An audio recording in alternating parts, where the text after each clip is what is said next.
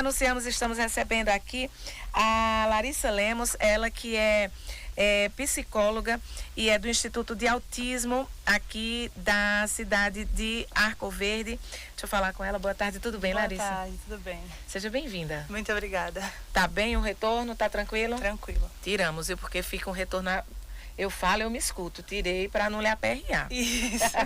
A gente que tem essa questão sensorial fica bem confuso. E é importante você falar, né? Você tem que chegar realmente nos lugares e falar dessa sensibilidade, né? Para que se tudo corra bem, você se sinta bem nos lugares. Eu acho muito importante isso, porque autismo não tem cara, né? Então a gente pode estar convivendo com uma pessoa com autismo e que tem as dificuldades sensoriais, com luz, com som. Sim. E a gente não tem noção, né? Se você é autista, isso. Que não tem cara de autista, as pessoas não estão acostumadas a ver aquela coisa que sai do estereótipo, a gente tem que sinalizar mesmo.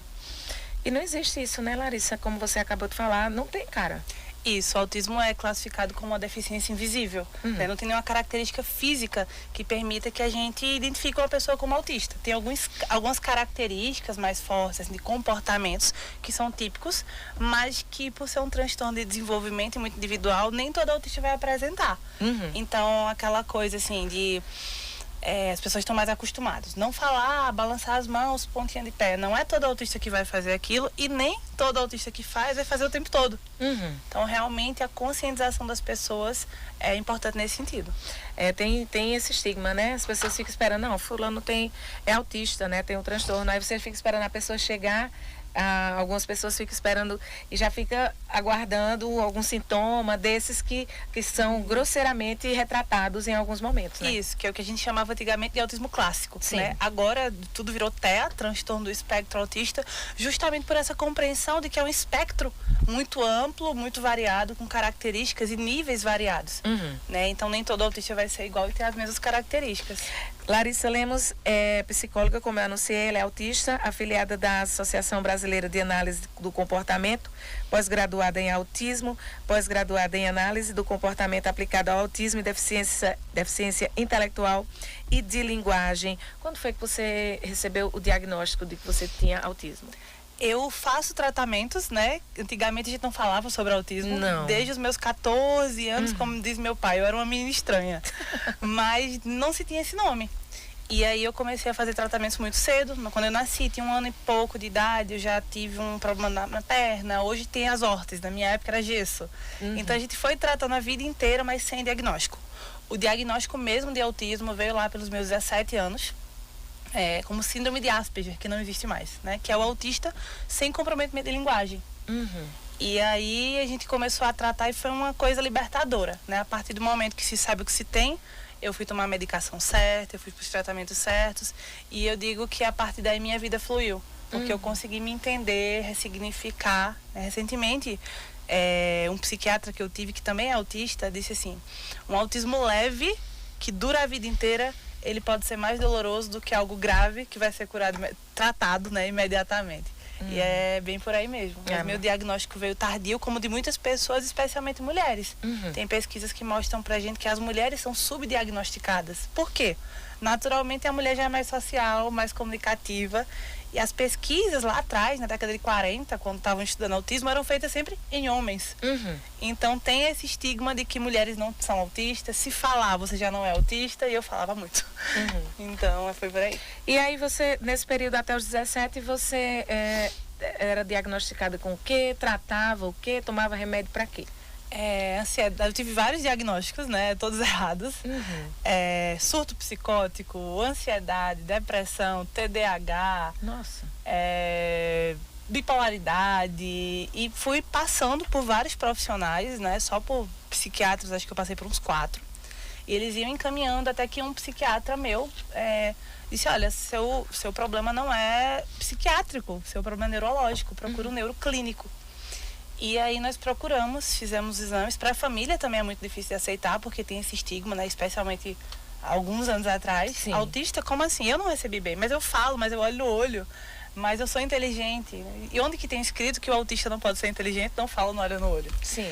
Isso sequer é um critério diagnóstico. Fizemos todas as investigações, todos os exames, e aí realmente veio a confirmação do meu diagnóstico como autista. A partir daí, eu comecei desde a graduação, né, a trabalhar na área, numa associação que tem lá em Recife, morava lá. Certo. De uma associação filantrópica para cuidar de famílias com autismo, com crianças, e me dediquei à vida, né, desse momento até hoje. Eu atuo especificamente, exclusivamente com autistas e suas famílias.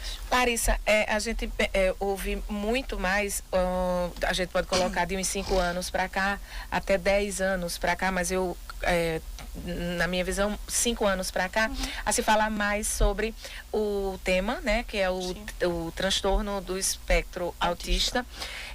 Dá mais ênfase a isso que você está colocando, de que não são todos iguais, os sintomas são diferentes. O que foi que mudou? Passou-se a dar o diagnóstico correto, tem mais profissionais capacitados para chegar até para chegar no mais profundo conhecimento para dar esse diagnóstico, ou realmente tem se dado mais visibilidade e voz às pessoas com autismo? Eu acho que é um pouco de tudo, sabe? E os números são assustadores. Eu estava falando no dia 2 de abril, né, que é o Dia Mundial da Conscientização, de que quando eu nasci, eu era uma a cada 500 crianças que nasciam. Certo. Quando eu tinha 10 anos, eu era uma a cada 125. A última pesquisa, a gente descobriu que agora as crianças são uma a cada 36. Tá. Então, o que é que mudou? Que boom de autismo é esse?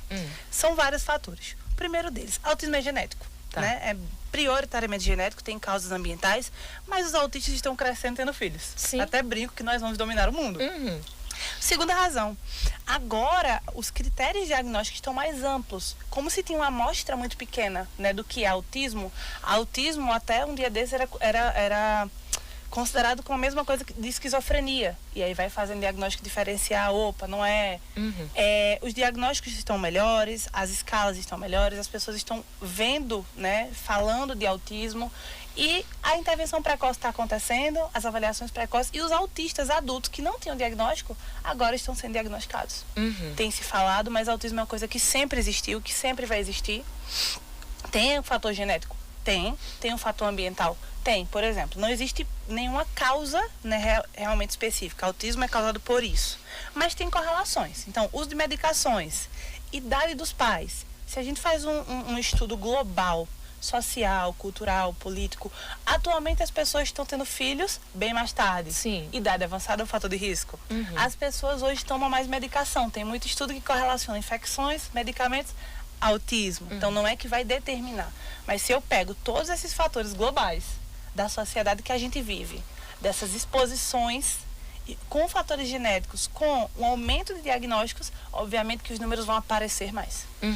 E o que é extremamente importante, né? Cada um se ter o seu diagnóstico, conseguir fazer o tratamento, se é autismo, se é TDAH, se é tudo junto, se é isso ou mais alguma coisa, como você falou, tem outros problemas que podem ser correlacionados, né? Isso, o autismo quase nunca vem sozinho, né? Ele pode vir sozinho, mas ele quase nunca vem. Então pode ter autismo com TDAH, autismo com déficit intelectual, autismo com síndrome de Down. Acontece. Sim. Com outras questões. Ou, o que é muito comum também no autista leve, né? O nível 1 do suporte, se a pessoa não foi diagnosticada a vida inteira, ela não se entende.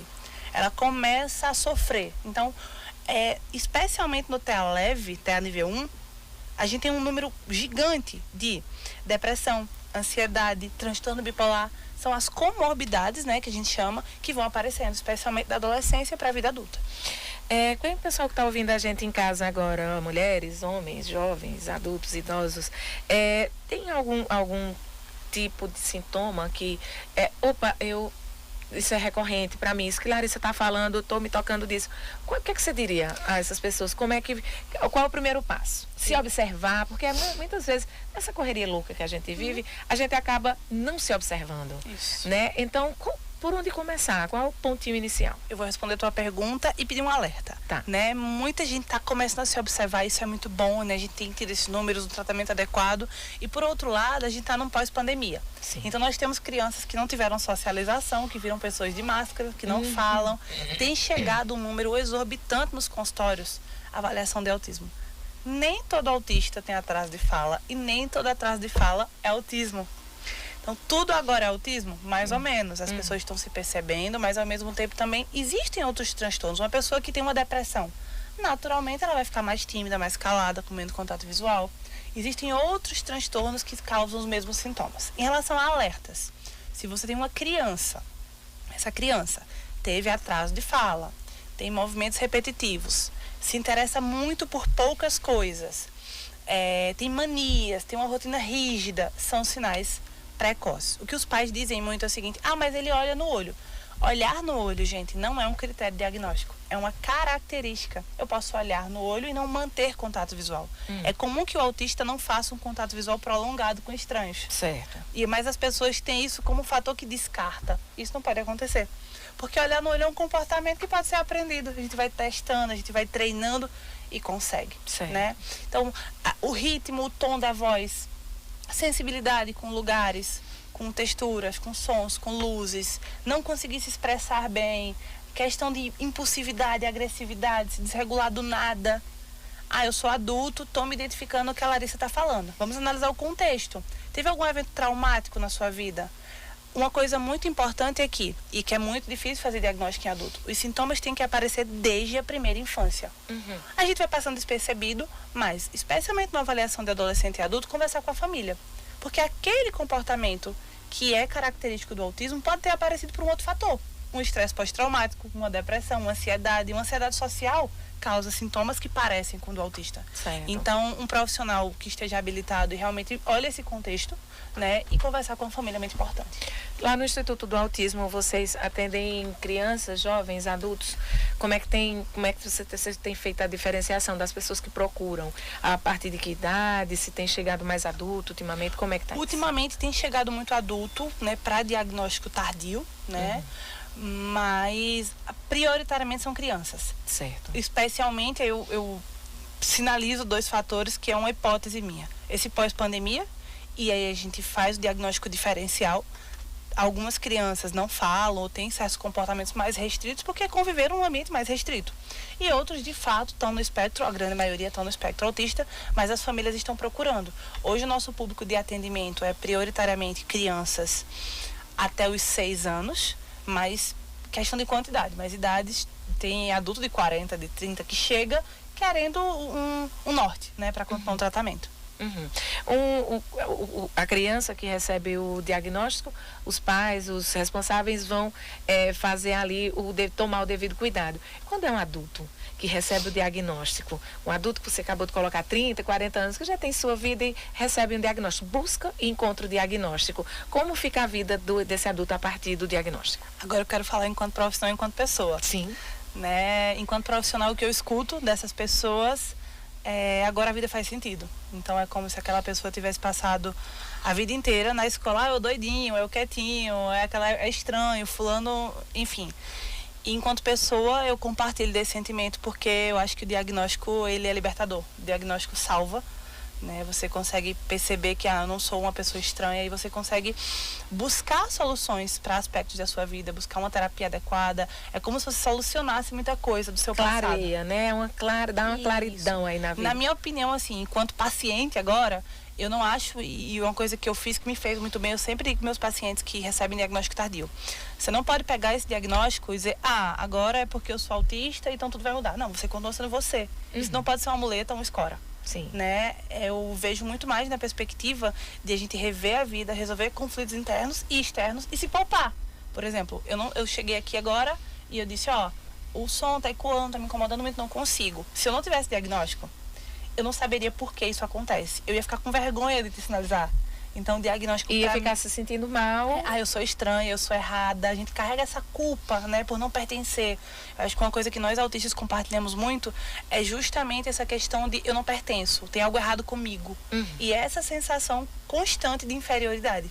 E por isso que se torna, né, vem sintomas depressivos, ansiosos, como comorbidades. Então, se conhecer para se respeitar. Para ver até onde vai o limite, para dizer aqui eu consigo, aqui eu não consigo. E não para... agora eu sou autista, o mundo tem que se adequar a mim. É tudo um equilíbrio. Você já falou também, o dia 2, né, o Dia Mundial da Conscientização do Autismo, dia 2 de abril, houve um evento aqui em Arco Verde na praça, no dia 3, se eu não me engano. Dia 2. Foi no dia 2 mesmo. muitas mães, muitos pais, muita gente esteve por lá. Como é que você tem visto ao longo das realizações desse evento, nos dias 2 de abril do passar dos anos, a integração das famílias, a busca, a necessidade de informação dessas pessoas, de buscar sempre ter em mente, né, o que é que tem de novo, o que é que, enfim, de chegar junto e de estar presente? Eu acho que é um evento super importante, né? O dia 2 de abril, o Dia Mundial do Autismo, existe desde 2007. Tá. Então, faz bastante tempo, mas não se tinham eventos na área. E aí, quando eu pensei nesse evento, ano passado, nós tivemos na primeira edição, a minha ideia era, o autista tem que estar em todo canto, tem que ser visto. E muito mais, quando eu mudei de Recife para cá, de trazer um tratamento também, né, para os meninos de Arco Verde, que passaram pelo que eu passei, era de conseguir acolher essas famílias. Eu via muito nos olhos das mães os olhos preocupados que eu via no meu pai, na minha mãe, na minha tia. Então, eles precisavam de um acolhimento e de espaço social. O que eu escuto todo dia eu não levo meu filho para a praça porque ele não consegue, porque as pessoas olham estranho, meu filho nunca foi no restaurante. Então, por que não fazermos um momento assim para que o autismo seja visto como uma coisa natural que é, né? Não é normal, porque não é a norma, sempre digo isso, mas é uma coisa natural e as pessoas precisam ver. Então, eu percebi que do ano passado para cá a gente teve muito mais engajamento, né? Buscamos apoio de instituições privadas, públicas, da prefeitura, e todo mundo se mobilizou muito junto, né? As mães, as crianças, para que estivessem lá. Eu percebo que as pessoas, mães que antes escondiam o diagnóstico do filho, né, esse ano já vestiram a camisa. A criança que ano passado só foi a mãe, esse ano elas tiveram coragem de levar os meninos. E aí foi um momento particularmente muito emocionante para mim, de que ano que vem, já estou idealizando no momento, eu queria os meninos fazerem alguma apresentação, os meninos fazerem alguma fala, porque isso é uma vitória e uma conquista para as famílias também, de aceitar esse autismo não como uma derrota, sim, mas como uma possibilidade, e de que Arco Verde, região, eu sinto sim, que está cada vez mais preparado para nos receber. A Ilana Darla, ela é mãe do Miguel, que participou lá com você. A sugestão de trazer você aqui partiu da Ilana, disse: eu quero que você faça uma entrevista com Larissa, porque é muito importante ouvir dar amplitude ao trabalho que é realizado, sem dúvida nenhuma. É um trabalho de extrema importância. E aí eu queria só citar a Ilana, e inclusive quando a gente postou o cartaz do programa de hoje, ela ficou super feliz. Larissa, as escolas, tanto públicas quanto privadas, têm se preparado melhor para receber esses alunos e integrá-los às salas de aula? Tem sido uma dificuldade muito grande, mas eles têm se mobilizado. É uma tentativa, né? Quando eu paro para pensar, assim, quando eu visito escolas, a gente dá consultoria, na real, professor, psicólogo, pedagogo, fono, a gente não viu isso na faculdade. Né? O autismo veio entrar no DSM, no Manual Estatístico, e veio vir no CID na década de 90. É algo ainda muito recente. O que é que a gente vê? Um aumento de políticas públicas, né? O município tem se mobilizado, tem contratado os acompanhantes, o governo, as escolas particulares recebem a gente, conversam, tentam fazer as adaptações. Ainda existe muita dificuldade? Sim, porque não é só a gestão. É a família, é o coleguinha que vai olhar para o amiguinho e vai achar estranho. Sim. É uma adequação curricular, é um investimento financeiro que é muito caro. Então, é um trabalho de formiguinha. Eu acho que momentos como o da praça, momentos como esse são muito importantes, porque enquanto sociedade, o que a gente quer, né? O autista tem que estar inserido. Então, todo mundo está tendo que se mobilizar e tem sido muito difícil. Pensa numa escola que uma criança tem aí 5 anos e tem uma professora. Se não tiver nenhum autista, a professora já vai ter que ser uma polivalente para lidar com aquilo. É verdade. Imagina quando tem um aluno que não fala, que não acompanha, que corre, que bate, que entra em crise. A gente costuma buscar as escolas, tentar fazer essa parceria, mas para eles também é muito difícil. E tudo que é novo assusta, né? Mas, enfim, a passos lentos, a gente está caminhando, eu acho que a sociedade está se mobilizando, as mães, principalmente os pais, né, as famílias, têm tomado essa consciência e têm cobrado, que isso também é muito importante. Você falou no começo, eu acabei não trazendo a pergunta naquele momento, Larissa, da questão genética, né? Trago um exemplo, uma amiga que teve um primeiro filho que foi diagnosticado com autismo por volta de 7 anos. Na sequência, ela engravidou novamente e o segundo filho dela, que é o Emanuel, também tem autismo. Se ela for ter um terceiro filho, necessariamente ele vai ter também o TA? Não. não existe uma determinação genética. O Perfeito. autismo é prioritariamente genético, mais de 95%, né, dos fatores. Tem muito estudo, mas a gente não sabe ainda o que causa exatamente, né? 95% ou mais genético, fatores ambientais correlacionados. É muito importante que as famílias diferenciem genético de hereditário. Se eu sou autista e eu tenho um filho, muito provavelmente meu filho será autista. Não necessariamente. Não é o que passa, como uma mãe que tem HIV, engravida e o HIV pode passar. Não. Existe uma correlação, existe uma probabilidade muito grande. Mas se você tem um primeiro filho autista, mais de 30% do segundo também ser. Mas mamães que têm medo de engravidar, medo de ter um segundo filho, não é necessariamente. Ele não vai ser necessariamente autista, existem fatores. E às vezes o primeiro filho geralmente mas acontece na família de ser o mais novo, de ser o do meio.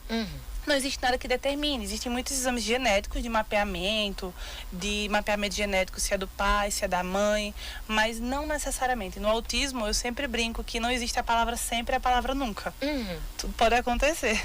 E como você falou, né, tudo tão recente, e aí vocês que trabalham nessa área, vocês cientistas, vão sempre ampliando aí esse leque, trazendo novas informações de acordo com os estudos que vem realizando, né? Isso.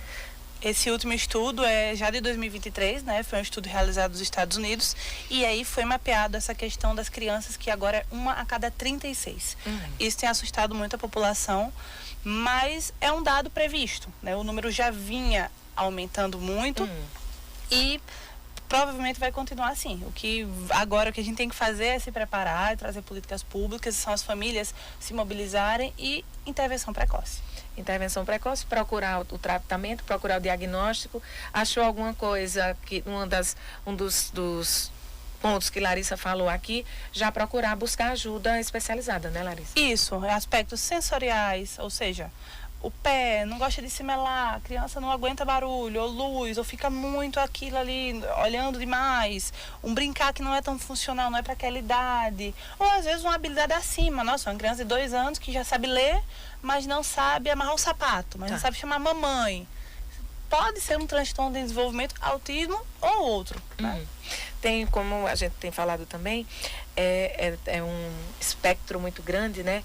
Então, e nessa questão educacional que a gente já falou aqui também, vai ter a paciente que não consegue ser levado para a escola, precisa de um acompanhamento específico, fora de sala de aula, sem ser sem ser integrado, porque existem diferentes, né? Como você falou, você fala muito, já vai ter o que não fala, já vai ter o que não olha. Existe algum que não se integre à sala de aula, que precisa de um acompanhamento fora de sala de aula? Existe uma polêmica muito grande em relação a isso, que são as salas de AE, né? De apoio à educação especializada. E aí existem políticos e políticas públicas que defendem e tem os que condenam. O que é que se pensa? Ora, se eu tenho uma criança autista, a sala do E, na minha opinião, enquanto profissional, tá? A criança precisa estar integrada. Como que ela vai aprender a copiar comportamentos típicos e socializar se ela está somente numa sala de pessoas que têm um comportamento com algum transtorno? Então, a sala do E é super importante, mas deixar uma criança só naquela sala, eu estou dizendo que ela não consegue acompanhar. Eu tô negando a ela a oportunidade, né? Eu vou receber muita crítica depois dessa fala.